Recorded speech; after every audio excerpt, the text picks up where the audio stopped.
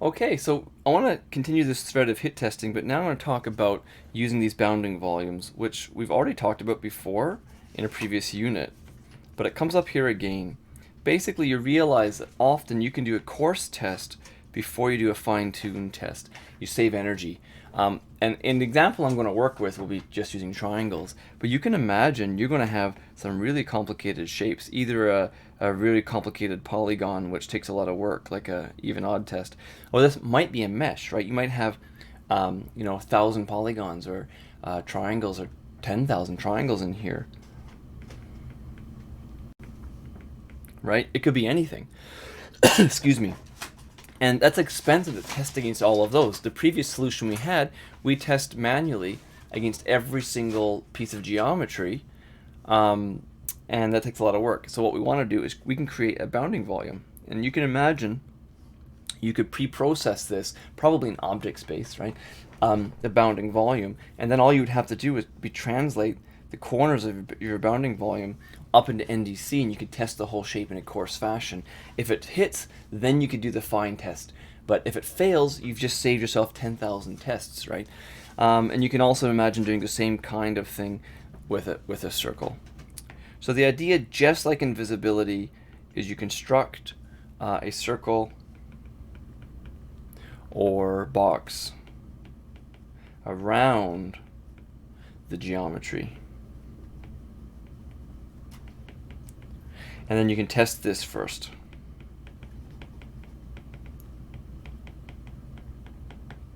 If failed, we're done. Right? No more testing. If it passed, do more expensive test, right? Right? If it passed, we can do a more expensive test, because then we know that, okay, we're probably within the bounds. Let's just double check. I'm going to add a side note in here in red, or not, right? And this is really common in video games. Often close enough is good enough. If you have a really complex character, do you really need to check every nook and cranny? Like, what if the mouse came in here? You're really going to call that a miss? If it's the game, oftentimes a bounding volume is just close enough. If you pass the bounding volume, you hit the object. And you can see this in video games where you know you missed. You can see it, you missed, but the character takes damage. It's because they're using some kind of bounding volume just to make things simpler. It's good enough, okay? So let's look at this. I have an example. Demo 9. So what I've done is I took this previous example that we already saw of, it's going to look just the same. And what I've done is, same one. I can click, bam, bam, bam, bam, right? I've turned off my code. Maybe I'll turn that back on. What we've done is I've implemented a bounding volume coarse test before the fine test. And so down here, everything should look the same, except, where is it? Yeah. So in addition to saving the transforms that took us from the object space to drawing, we save that so we can then transform other things. I also save the radii of these bounding boxes, okay? So when we create our triangles, what I did was I just said, this is rough, you could do a better job, but it's close enough. I just took, remember, at this point in time when we create the triangles, we're in object space. So I said, okay, we're supposed to be centered roughly 0, 0, right? So I took the biggest coordinate away from 0, 0, x or y, and said that's our radius. That's it. It doesn't really work if, for example, our shape is all in positive coordinates and the negative is empty. We're going to have too big of a circle. So you could optimize this by finding the center of the circle and then the radius around there. It would be better. It's just more work, so I didn't bother. So all I've done here is a rough estimate of a rounded radius bounding volume, okay? So that's it. We have a bounding volume. Now, nothing else changes except, where are we? When I press the mouse, I still convert my mouse to NDC. I do all this stuff. I still go through every triangle from last drawn to oldest, so we get the top ones first. And then what I did is I took my radius in object space. Well, I know how much I'm going to scale it, so I just converted that, right? I just multiplied by the scale. Another way to do it will be to turn your radius into a line segment from 0, 0 to the end point, and you can transform that using our transform matrix. We have that, and you'll get the exact answer. It doesn't really matter. It's close enough. So I took my radius estimate with the scale of the object. Cool, so I have a radius.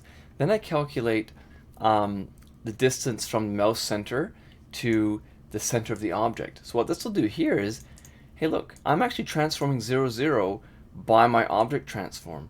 In object space, 0, 0 is going to be the center of that object coordinate system. I transform that into my world, or NDC, and I compare that to my mouse NDC coordinate. And it'll give me a delta x and a delta y.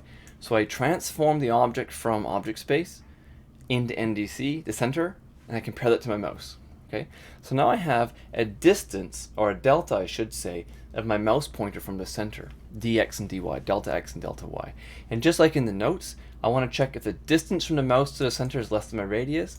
Well, I do that by taking delta x squared plus delta y squared, the square root, or I square both sides, and I go delta x squared plus delta y squared is less than radius squared. So you can do that. So this is my circle bouncing test. Right. So for every object now, I've added a bit of work. I have a couple of multiplications, a minimum, a maximum rather, multiplication, and a couple of 2 transforms. But for the vast majority of triangles where the bounding box test will fail, I've saved 1, 2, 3, 4, 5, 6 transforms here. 6 transforms here, and then a whole point and triangle test. The point and triangle test creates these edge vectors. Now you might be thinking, when we did the fill algorithm, edge vectors weren't expensive because you could reuse them. Here we're only using them once per triangle. In fill, you calculate the edge vectors and then you're using them the whole time to fill, so using it for the whole triangle, it's efficient. Here we just use them once. So we calculate the edge vectors and do a cross product, calculate edge vectors, do a cross product, calculate edge vectors, do a cross product. The cross product has 2 multiplications and a minus. So that's a lot of work that we do, but we're saving all of it if we're outside that bounding box. Okay, so if we're outside the bounding box, we leave, we skip ahead. If we're inside, we continue to do a test. And so it works identically, but now I've shown how we can just do a simple test with a radius, and we effectively implemented this bounding box. Let's see if I can put a, so on a print line, we're inside the bounding box, and you can see when I'm inside that box, well, I have a better idea. I'm going to bring down to 5 triangles and turn off animation so it doesn't go crazy. Here we go.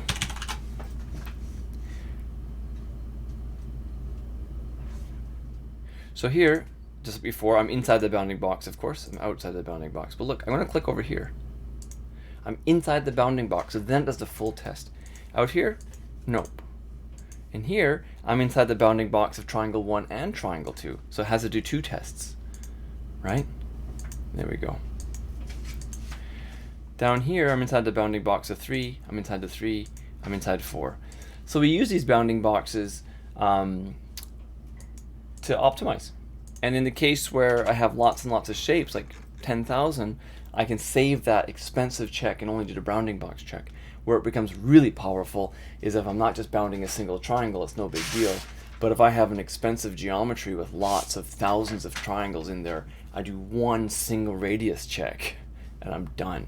Okay, so that's really nice. So this is a really fun example. You can play with it. Again, this is the kind of stuff that really gets confusing fast. So I do recommend for sketch 8 and sketch 9, I do recommend that you take some time to go over them to make sure you understand what's going on. It's very good practice for coordinate systems, okay? Cool. All right, back to our slides. So this is the bounding volume, and the only thing I'm also going to mention is the other concepts that we learned in visibility also help us out here. So you could imagine, in addition to doing this kind of thing, you can also do space partitioning, right? You can use space partitioning. So imagine over here, I'm going to go back to my example. If I change my triangle from 5 to 500, now it's not exactly the most efficient code, so it might not be that fast. I should probably animate it.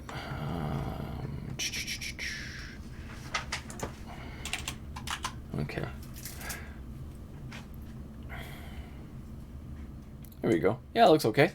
So I have, how many to make? 500? 500 triangles. If I'm going to be clicking up here, there's no need of testing anything in this quadrant. If we used a quad tree to break this down, if we use a quad tree to sort these into successively smaller regions, I should be able to discard, forget one test per triangle of bounding box, I should be able to discard whole regions.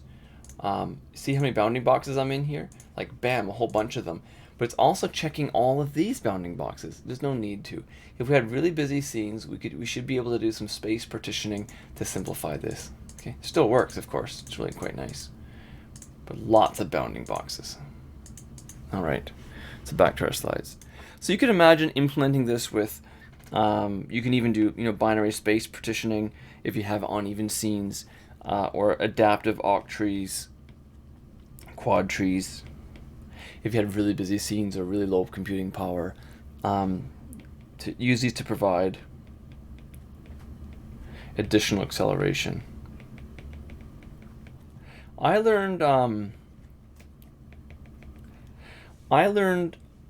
quad trees and octrees when I was doing a very long time ago. I was doing a simulation of a particle system, which we'll learn a little bit about later. But I had, say, 5,000 objects, and each one had to check its neighbors, okay, and communicate with its neighbors to do something. And it had to determine how close they were. The problem is 5,000 squared. Everyone's checking each other's neighbors. It becomes untenable. We only had 100 megahertz or 200 megahertz machines in those days, so it wasn't very fast. So I had to implement a quad tree, so it would adaptively only check the neighbors that were actually really close to it, and it enabled me to thousands more. Instead of only working with 50 agents or whatever, I was able to go to 10,000, 100,000 agents, and it would still work. And so you still might come across situations where space partitioning is useful, even though that looked like it was really fast. Really busy scenes, or when complexity explodes if you're having to compare between the objects. The classic example, which is becoming more and more popular now, is collision detection. Did that triangle hit that triangle? Right? You need to check every pair, okay? But only the ones that are close by. So thinking about octrees or quad trees is very useful. So for really busy scenes, limited resources, or increased complexity, like collision detection. You can do those things. Okay, this is a good spot to stop. Let's stop here, and we'll continue on in our next video with this unit.